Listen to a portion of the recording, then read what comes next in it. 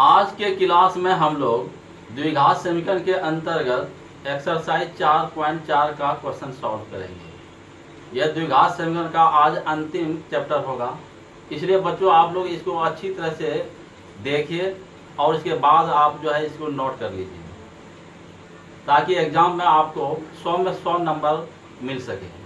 तो चलते हैं, आज का क्लास शुरू करते हैं। देखिए ये एक्सरसाइज जो है 4.4 है और जो है पार्ट यह 7वां चल रहा है मेरा। क्वेश्चन नंबर 1 है और पेज नंबर 100 है। निम्न द्विघात समीकरणों के मूलों की प्रकृति ज्ञात कीजिए। यदि मूलों का अस्तित्व हो तो उन्हें ज्ञात कीजिए। यहाँ पे कह रहा है क्या, द्विघात समीकरण के मूलों की प्रकृति ज्ञात कीजिए। यदि मूलों का अस्तित्व हो तो उन्हें ज्ञात कीजिए। तो हमने मूलों की प्रकृति के बारे में पहले ही बता दिया था कि मूलों का जो प्रकृति है आपका, मूलों की प्रकृति, इसके लिए मैंने जो है 3 कंडीशन बताया था। पहला हमने बताया था कि यदि d ग्रेटर देन 0 हो तो मूलों का अस्तित्व होगा, यानी मूल निकालना संभव होगा। यह मैंने बताया था पहले ही क्लास में। इसके बाद दूसरा कंडीशन मैंने बताया था कि यदि d बराबर 0 हो तो मूलों का अस्तित्व है, यानी मूल वास्तविक एवं समान है और मूल निकालना संभव है। इसके बाद तीसरा कंडीशन मैंने बताया था कि यदि d लेस देन 0 हो तो, यानी d का जो मान हमारा आया वो 0 से अगर छोटा हो जाए तो मूल वास्तविक नहीं है, यानी मूलों का अस्तित्व नहीं है, अर्थात मूल निकालना संभव नहीं है। ये 3 कंडीशन मैंने पहले ही क्वेश्चन पिछली क्लास में मैंने बताया था। तो इसी पर आधारित यहाँ पर यह क्वेश्चन है। निम्न द्विघात समीकरण के मूलों की प्रकृति ज्ञात कीजिए। यदि मूलों का अस्तित्व हो तो उन्हें ज्ञात कीजिए। तो देखो बच्चों, यहाँ पर फर्स्ट का जो पहला क्वेश्चन मैं बनाने जा रहा हूँ। तो गिवन दैट 2x² - 3x + 5 = 0, ये मेरा क्वेश्चन है। इसमें हम लोग जो है मैं द्विघात समीकरण ax² + bx + c = 0, इससे तुलना करके मैं a b c का मान निकालूंगा। तो इसमें देखो बच्चों, a बराबर क्या हो जाएगा आपका, a बराबर यहाँ पे मेरा 2 हुआ, अब b बराबर कितना हो गया आपका, तो -3 हुआ, और c बराबर कितना हो गया, तो यह 5 हुआ। इस तरह मैंने a b c का मान निकाल लिया। अब जो है हम लोग ऐसा करते हैं, d का मान निकालूंगा। तो मैंने पहले ही बताया था कि d बराबर जो मेरा सूत्र होता है b² - 4ac। हाँ, यहाँ पर देखो बच्चों, b का मान जो है आपका कितना है, तो -3 है। -3 का होल स्क्वायर -4ac, 4 गुना ये a की जगह पे 2 है, अब गुना c की जगह मेरा 5 है, तो बराबर हो गया 9, अब -8 × 40 हो गया। इसको घटाने के बाद कितना हो गया आपका, -31 हुआ। इम्प्लाइड d बराबर जो हुआ आपका -31, d का मान कितना आया बच्चों, -31 आया, क्योंकि d लेस देन 0 है, अतः मूलों का अस्तित्व नहीं है। मूलों का अस्तित्व नहीं है, अर्थात समीकरण का मूल निकालना संभव नहीं है। समझा बच्चों? इस तरह मैंने d जो निकाला, d का मान -31 हुआ, क्योंकि d लेस देन 0 है, अतः मूलों का अस्तित्व नहीं है, अर्थात समीकरण का मूल निकालना संभव नहीं है। तो बच्चों इसको आप लोग नोट कर लीजिए और इससे आगे का क्वेश्चन हम सॉल्व कर रहे हैं।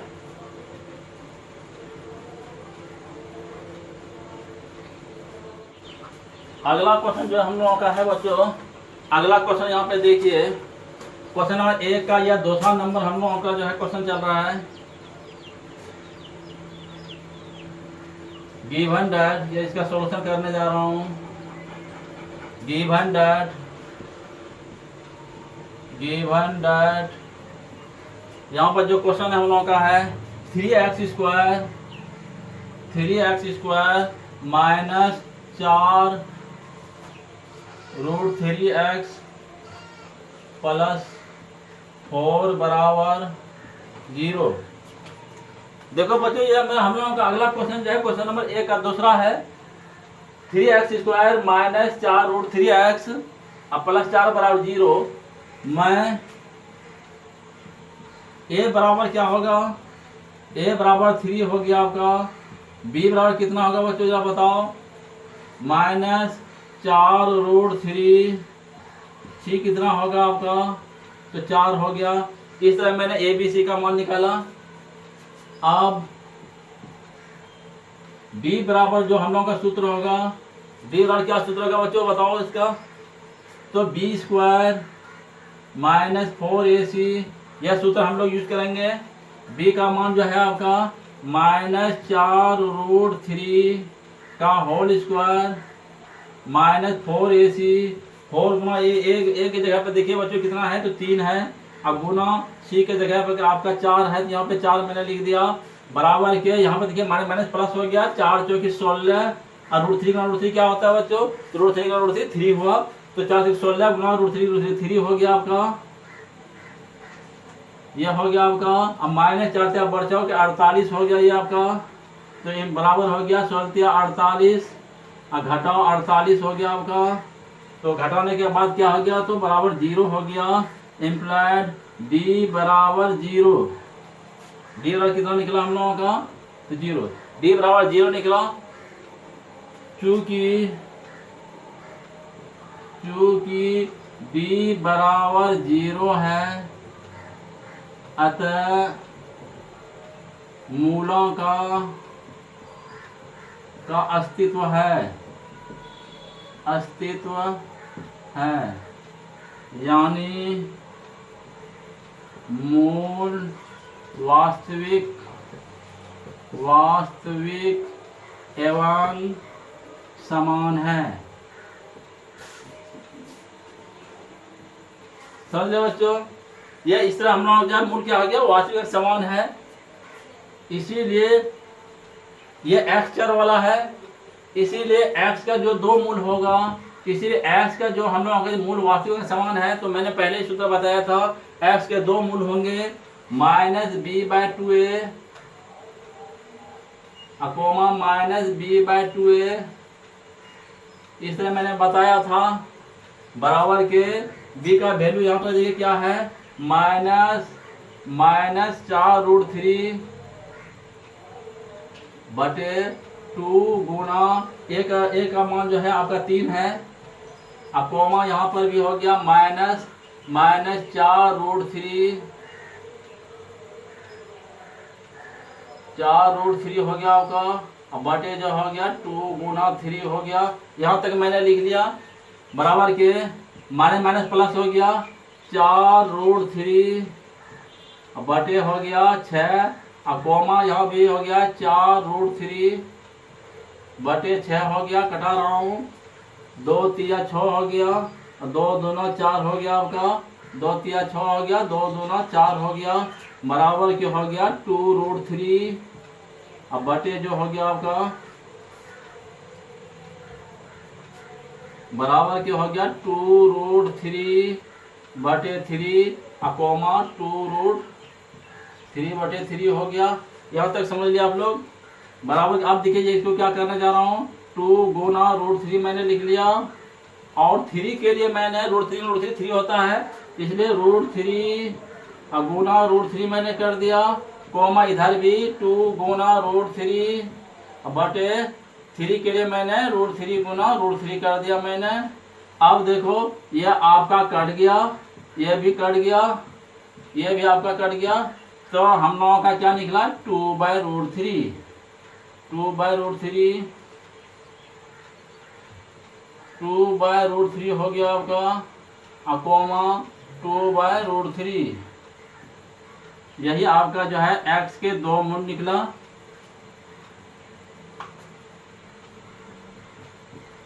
इस तरह बच्चों मैंने इस क्वेश्चन को सॉल्व किया। क्या था 3x माइनस 4√3x प्लस 4/0 था। इसमें a b c निकाल के a बराबर 3 हुआ, d इतना हुआ, c इतना, d मान निकाल लिया, d का मान 0 आया। d का मान 0 होता है क्योंकि d लेस देन d बराबर 0 है, अतः मूलांक का अस्तित्व है, यानी मूल निकाल वास्तविक अंक समान है। तो x का जो है 2 मूल है, माइनस d/2 है। इस तरह हम लोग जो है क्या आया मान x बराबर 2/√3, 2/√3। तो बच्चों इसको आप अच्छी तरह से नोट कर लीजिए। अब हम जो है इसके आगे का क्वेश्चन सॉल्व करेंगे। तो इसको मिटा रहा हूं।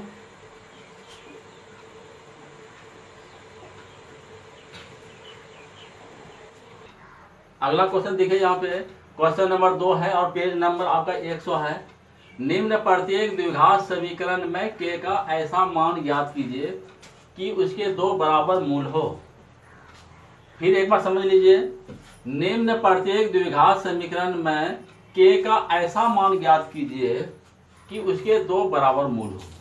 यहाँ पर कह रहा है कि मूल जो है 2 बराबर मूल है, इसमें k का मान निकालना है। तो पहला क्वेश्चन जो है, सेकंड का पहला क्वेश्चन जो है वह दिया हुआ है 2x² प्लस kx प्लस 3 बराबर 0। ये हम लोगों का क्वेश्चन है बच्चों। इसमें हम लोग a b c का मान निकालूंगा। मैं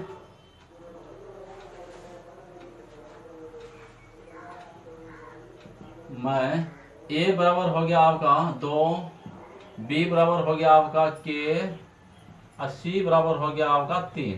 इस तरह मैंने निकाल लिया, a b c का मान निकाला। इसीलिए d बराबर जो हम लोगों का सूत्र होगा, d बराबर सूत्र होगा b² माइनस 4ac, तो बराबर के b का मान जो है हम लोग जो है लिख लेता हूं।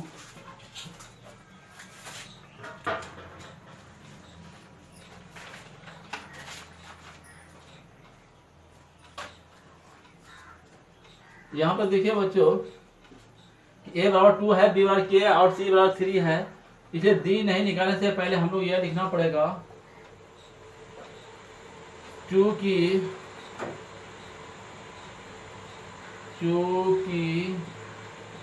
समीकरण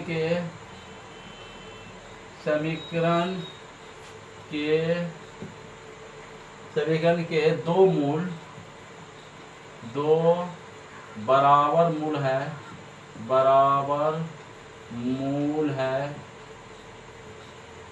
यह हम लोग का है, क्योंकि समीकरण के 2 बराबर मूल है, इसीलिए क्या हो जाएगा हम लोगों का कंडीशन, d बराबर 0 होगा, इम्प्लाइड b² माइनस 4ac बराबर 0। यह कंडीशन हम लोगों का होगा। इम्प्लाइड b जो है हम लोगों का k है, तो k का होल स्क्वायर माइनस 4ac, 4 गुना एक जगह पे 2 हो गया, अब गुना c के जगह पे 3 हो गया आपका, तो बराबर क्या हो गया, बराबर यहाँ पे 0 हो गया आपका। तो k² माइनस 4 गुना 8 क्या 24 हो गया आपका, 24 बराबर 0 हो गया। इम्प्लाइड k² बराबर जो हो गया आपका 24 हो गया। इम्प्लाइड k बराबर जो हुआ आपका प्लस माइनस 24 हो गया, बराबर के यहाँ पर देखिए बच्चों 24 को मैं लिखने जा रहा हूँ, प्लस माइनस 4 गुना 6 लिख दिया मैंने, 24 हो गया। इसको मैं और आगे बढ़ा रहा हूँ, तो प्लस माइनस 2 गुना 2 और गुना √6 लिख दिया मैंने, तो बराबर हो गया आपका, इन दोनों में से निकल जाएगा आपका, तो प्लस माइनस जो है 2√6 हो गया आपका। इम्प्लाइड के बराबर जो हुआ आपका प्लस माइनस 2√6, ये आपका हुआ। इम्प्लाइड के का जो मान आया आपका तो 2√6 अपोमा माइनस 2√6, यही आपका जो है आंसर हुआ।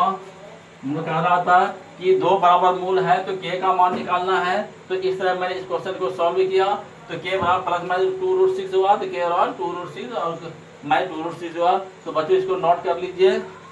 और अब हम इसको मिटा रहा हूँ।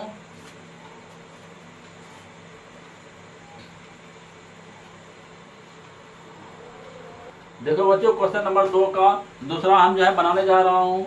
यहाँ पर दूसरा क्वेश्चन देखिए आपका क्या है।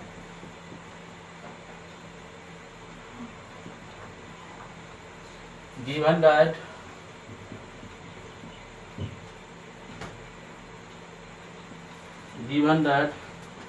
kx into x minus 2 plus 6 बराबर 0। तो देखो बच्चों, यहाँ पर अगला क्वेश्चन जो हम लोगों का है kx into x minus 2 plus 6 बराबर 0। सबसे पहले हम इसको जो है द्विघात संख्या के रूप में इसको सजा रहा हूँ। तो इम्प्लाइड kx गुणा s करूँगा तो क्या हो जाएगा, kx square minus 2kx plus 6 बराबर 0। यह जो है द्विघात समीकरण के रूप में मेरा हो गया। ये x चर वाला जो है, इसमें चलो मैं a बराबर मैं लिखना चाह रहा हूँ। मैं a बराबर कितना हो जाएगा बच्चों, जरा देखिए, ध्यान से जरा देखिए। a बराबर मेरा जो हो जाएगा k हो जाएगा। b बराबर कितना हो जाएगा, b बराबर जो होगा माइनस 2k होगा। और c जो होगा, c बराबर जो होगा अपना 6 हुआ। चूंकि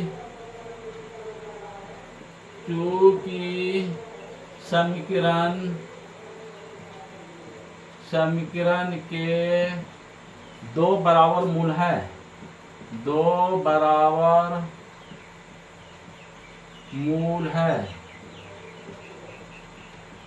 हाँ, समीकरण के जब दो बराबर मूल होते हैं तो क्या कंडीशन आता है बच्चों, जरा बताओ। इसीलिए d बराबर जो क्या होगा मेरा 0 होगा। क्या होगा मेरा, d बराबर 0 है, 0 होगा। इम्प्लाई d का यहाँ पर सूत्र लगा लीजिए, b स्क्वायर माइनस 4ac बराबर आपका 0 हुआ। इम्प्लाइड b जो है आपका जो है माइनस 2k है, माइनस 2k का होल स्क्वायर माइनस 4ac, 4 गुना a की जगह पे मेरा k है और गुना c की जगह मेरा 6 है, बराबर आपका 0 हुआ। फिर एक बार देख लीजिए बच्चों, b स्क्वायर है तो b का जो है मान जो है हम लोगों का माइनस 2k का होल स्क्वायर हो गया, माइनस 4ac, 4 गुना a की जगह पे मेरा k है, गुना c की जगह c है। इस तरह हो गया हम लोगों का। इम्प्लाइड मैंने प्लस हो गया 4k स्क्वायर माइनस 4 6 के 24 हो गया, 24 के बराबर 0 हो गया आपका।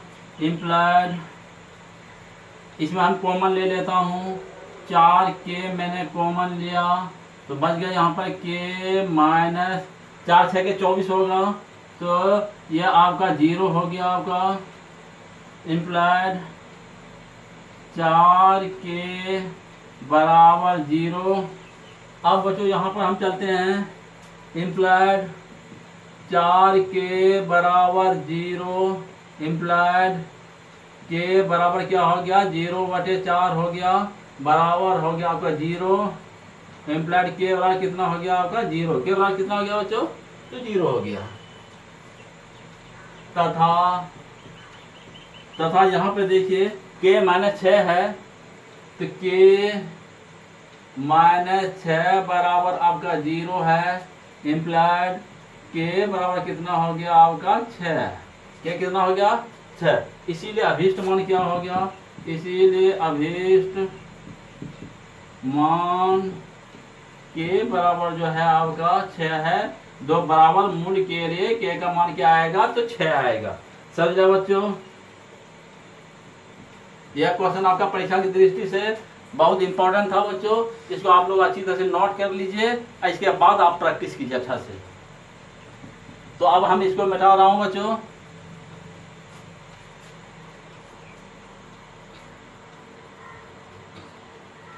अब अगला क्वेश्चन सॉल्व करते हैं। यह क्वेश्चन नंबर 3 है और पेज नंबर 1 से है। क्या एक ऐसी आम की बागीचा बनाना संभव है? क्या कह रहा है, फिर एक बार समझ लीजिए।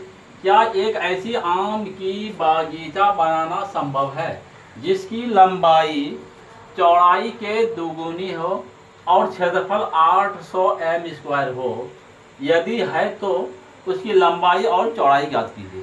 कहने का मतलब है कि आम के जो बगीचा है, सबसे पहले हम लोग यह पता लगाना क्या हुआ जो है एक आयत के आकार का होगा। यदि है तो उसकी लंबाई और चौड़ाई हम लोगों को ज्ञात करना है। माना कि आम के बागीचे की चौड़ाई मैं मान रहा हूँ, माना कि आम के बागीचे की चौड़ाई बराबर x मीटर है। कितना है? x मीटर है। इसीलिए प्रश्न से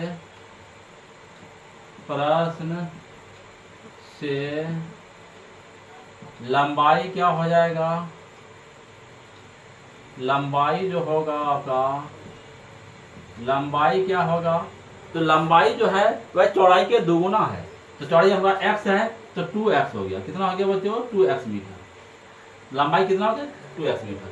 हम एक ऐसा नक्शा बना रहा हूँ, ये जो है बागीचा जो है, यह बागीचा जो है यह एक आयत के आकार का है जिसकी लंबाई चौड़ाई हमने जो है मान लिया है, चौड़ाई मैंने माना है x मीटर और लंबाई जो है वह प्रश्न हो गया 2x मीटर। तो पता लगना है कि क्या यह एक आम का बगीचा बनाना संभव हो सकता है। परंतु दिया हुआ है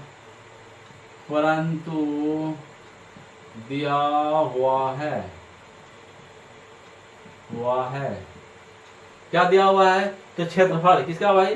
तो बागीचे का क्षेत्रफल बराबर जो है आपका, क्षेत्रफल बराबर जो है 800 एम स्क्वायर। कितना क्षेत्रफल है बच्चों? 800 एम स्क्वायर। तो आयत का जो क्षेत्रफल होता है वह क्या सूत्र होता है? लंबाई गुना चौड़ाई।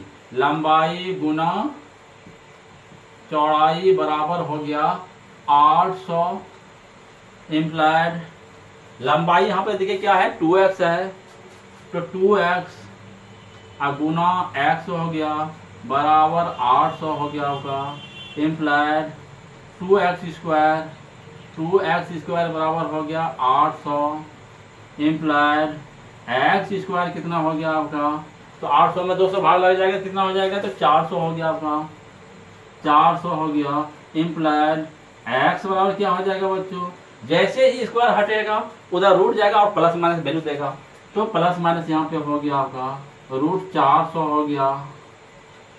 तो आपने पहले ही जान चुके हैं कि 400 का रूट कितना निकलेगा? तो 20 आएगा। 20 400 होता है, प्लस माइनस 20 हो गया इम्प्लाइड x बराबर जो हुआ आपका तो प्लस माइनस 20 हुआ। अब इधर चलता हूँ तो इम्प्लाइड x बराबर हुआ आपका 20 तथा x बराबर भी होगा माइनस 20। निगेटिव मान संभव नहीं है, निगेटिव मान संभव नहीं है। चलिए बच्चों, इसीलिए x बराबर कितना हो गया आपका? तो 20 हो गया। x कितना हो गया? 20 हो गया। इसीलिए बागीचे की लंबाई, बागीचे की चौड़ाई यानी x मैंने माना था तो 20 मीटर। कितना हो गया? 20 मीटर तथा लंबाई बराबर जो है कितना है बच्चों? तो 2x है यहाँ पे। तो 2x तो बराबर हो गया आपका 2 गुना 20 हो गया बल्कि 40 हो गया इम्प्लाइड लंबाई बराबर कितना हो गया? तो 40 मीटर। कितना हो गया? 40 मीटर हो गया। 40 मीटर हो गया। क्योंकि x का मान वास्तविक है,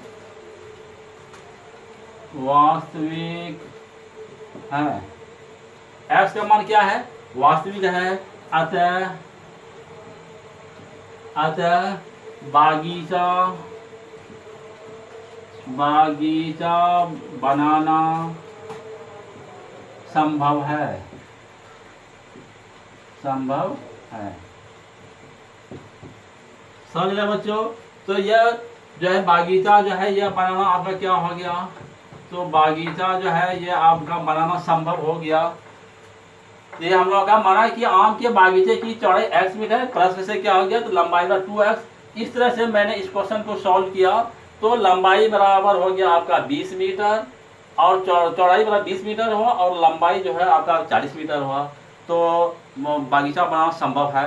तो बच्चों इसको आप अच्छी तरह से नोट कर लीजिए। अब हम इसको मिटा रहा हूँ।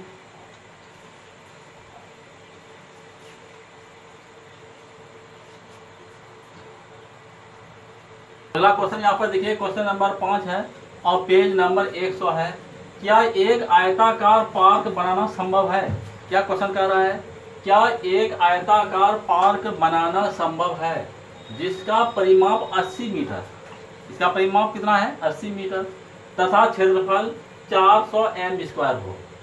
तो पता लगाना है कि क्या ये आयताकार पार्क बनाना संभव होगा। माना कि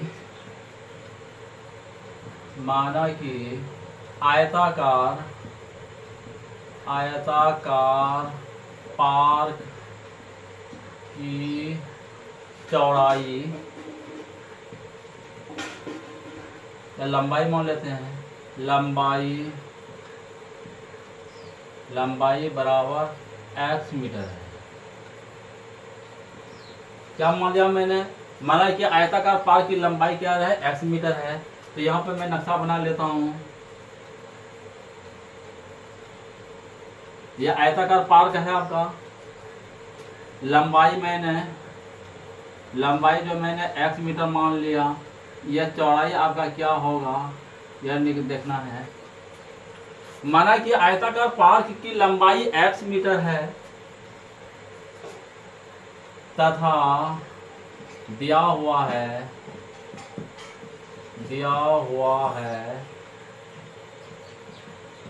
परिमाप जो है आपका, परिमाप बराबर जो है 80 मीटर है, 80 मीटर। समझे बच्चों, आयत का परिमाप का क्या सूत्र होता है, आयत का जो परिमाप का सूत्र होता है 2 इंटू लंबाई जोड़ चौड़ाई बराबर हो गया आपका 80 इम्प्लाइड लंबाई जोड़ चौड़ाई बराबर हो गया आपका 2 से भाग लग जाएगा बच्चों इसमें, तो 40 हो गया। यहाँ तक आप लोग समझ लिए। इम्प्लाइड चलिए, लंबाई जो है मैंने x माना है, तो x प्लस चौड़ाई बराबर हो गया आपका 40। देखिए यहाँ पे इम्प्लाइड चौड़ाई बराबर क्या हो गया, चौड़ाई बराबर जो हो गया तो 40 माइनस x क्या हो गया आपका, चौड़ाई बराबर कितना हो गया 40 माइनस x मीटर। यह आपका चौड़ाई हो गया बच्चों।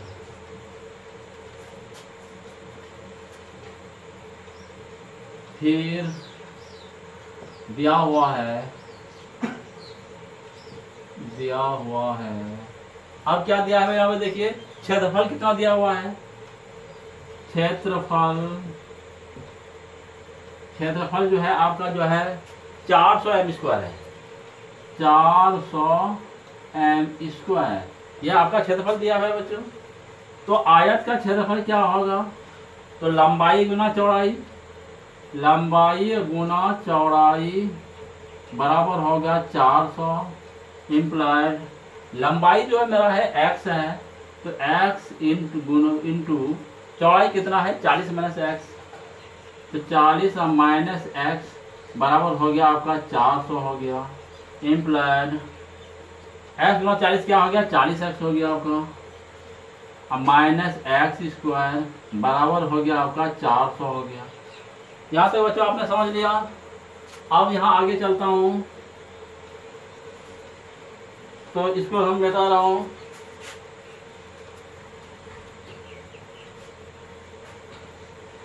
इम्प्लाइड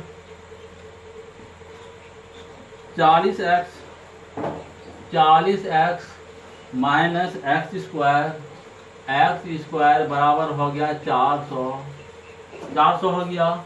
इम्प्लाइड इसको मैं ऐसे लिख सकता हूँ 400 बराबर हो गया 40x minus x square. Implied 400 इसको अंदर ले जा रहा हूँ तो माइनस 40x, अब प्लस ये अंदर जाएगा तो एक्स स्क्वायर बराबर आपका 0 हो गया। इम्प्लाइड इसको सजा के लिख देता हूँ बच्चों, तो x square minus 40x plus 400 बराबर 0। ये एक द्विघात समीकरण के समीकरण हो गया।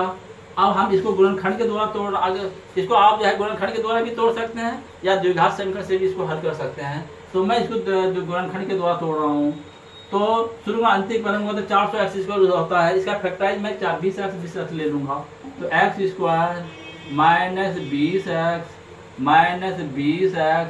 प्लस 400 बराबर 0। इस तरह मैंने ले लिया बच्चों। अब यहाँ पे मैं कॉमन लेता हूँ एक्स माइनस 20 यहाँ पर जो है एक्स लिया। प्लस होने के लिए ये अपने मन से आपको यहाँ पे माइनस देना होगा, इसलिए माइनस देना होगा। यह माइनस जब टूटेगा ब्रैकेट तो प्लस आ जाएगा आपका। तो यहाँ पर 20 हो गया बराबर जो है आपका 0 हो गया। Implied x minus 20 into x minus 20 बराबर आपका 0 हो गया। इम्प्लाइड एक्स माइनस 20 बराबर होगा 0। इम्प्लाइड एक्स बराबर कितना हो गया तो 20 हो गया, तथा एक्स माइनस 20 बराबर आपका 0 हुआ। इम्प्लाइड एक्स बराबर कितना हो गया तो 20 हो गया। तो इसीलिए एक्स बराबर क्या हो गया, इसीलिए एक्स बराबर जो हुआ 20 हुआ आपका 20 हुआ, अर्थात पार्क की लंबाई मतलब x बराबर जो हुआ आपका 20 मीटर। x बराबर कितना हो गया 20 मीटर, तथा चौड़ाई हम लोगों का क्या था बच्चों, तो 40 माइनस एक्स था। क्या था हम लोगों का 40 माइनस एक्स था। 40 माइनस एक्स तो हम लोगों का हो गया 40 घटाओ 20 हो गया बराबर हो गया 20। इम्प्लाइड चौड़ाई कितना हो गया आपका, चौड़ाई ये भी जो है आपका 20 मीटर ही हुआ। चौड़ाई भी कितना हो गया आपका तो 20 मीटर हुआ। अर्थात पार्क बनाना संभव है। क्या लिखा मैंने, अर्थात पार्क बनाना संभव है जो वर्गाकार होगा।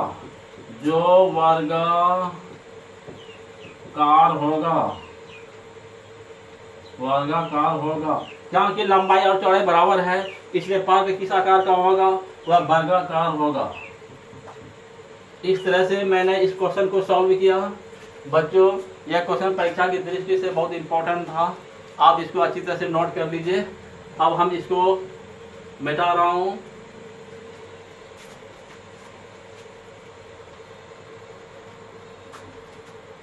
अगला क्वेश्चन देखो बच्चों, यहाँ पे क्वेश्चन नंबर 5 है और पेज नंबर 84 है।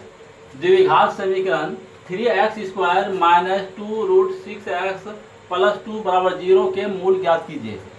इसका जो है यह द्विघात समीकरण है, इसका मूल हम लोगों को ज्ञात करना है। बहुत सी विधि मैंने बता चुका, गुणनखंड विधि है, आपका द्विघात समीकरण विधि है, विलोप, बहुत तरह की विधि हमने बताया है। तो एक बार फिर हम जो है इस क्वेश्चन को द्विघात समीकरण के द्वारा मूल ज्ञात कर रहे हैं। तो चलिए, गिवन दैट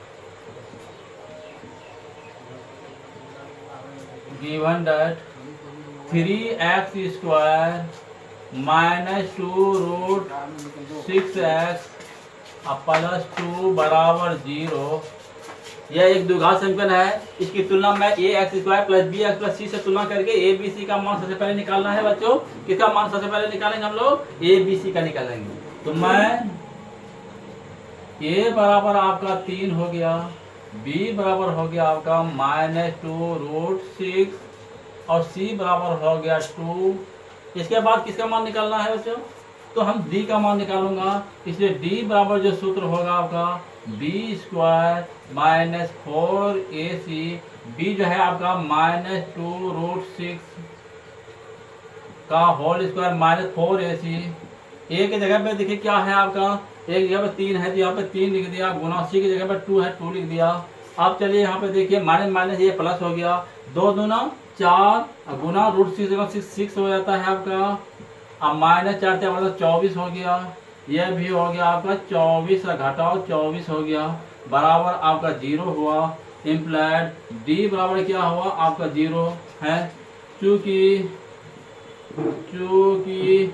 डी बराबर 0 है, अतः मूलों का अस्तित्व है, यानी मूल वास्तविक एवं समान है।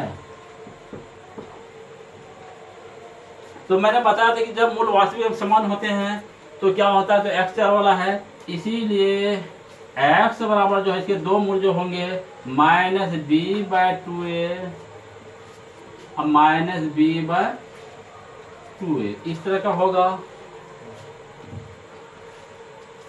इम्प्लाइड x बराबर जो हो गया आपका माइनस हो गया यहाँ पे, और b का मान जो है आप देखिए -2√6 बटे 2a। a की जगह पे जो है आपका जो है क्या है 3 है, तो मैंने 3 लिख दिया, कोमा -2√6 बटे 2 गुना 3 हो गया आपका। तो ये आपका हो गया आपका माइनस माइनस प्लस हो गया 2√6 बटे जो हो गया 6 हो गया, कोमा 2√6 बटे कितना हो गया, तो 6 हो गया, 2 1 2 हो गया, 2 3 6 हो गया, 2 3 6 हो गया। यह आपका हो गया √6 बटे 3 कोमा √6 बटे 3 हो गया। इसको मैं इस तरह लिख सकता हूँ 3 गुना 2 बटे √3 लिख सकता हूँ, 3 को मैं √3 लिख सकता हूँ, कोमा 3 गुना 2 पर बटे क्या लिख दूँ, √3 गुना √3 मैंने लिख दिया। तो इम्प्लाइड हो गया आपका √3 गुना √2 बटे √3 गुना √3 हो गया, √3 गुना √2 बटे √3 गुना √3। इस तरह बच्चों मैंने लिखा, यह आपका कट गया, यह भी आपका कट गया, तो हम लोगों का क्या बच गया 2√2/√3 अकोमा √2/√3। इसको मैं इस तरह लिख सकता हूँ x बराबर 2/3 पर रूट कोमा 2/3 पर रूट, इस तरह निकला। अतः द्विघात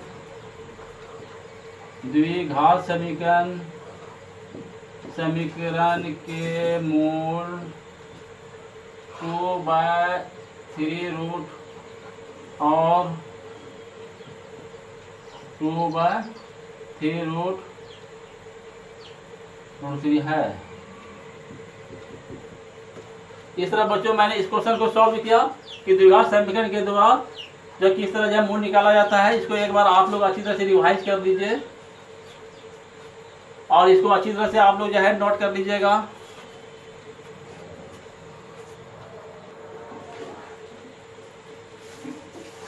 देखो बच्चों, हम लोगों ने द्विघात समीकरण का सभी क्वेश्चन जो है सॉल्व कर लिया। आज द्विघात समीकरण का हम लोगों का अंतिम क्लास था। इसके बाद अगले क्लास में हम लोग समांतर श्रेणी पढ़ेंगे, जिसको हम लोग एपी के नाम से भी जानेंगे।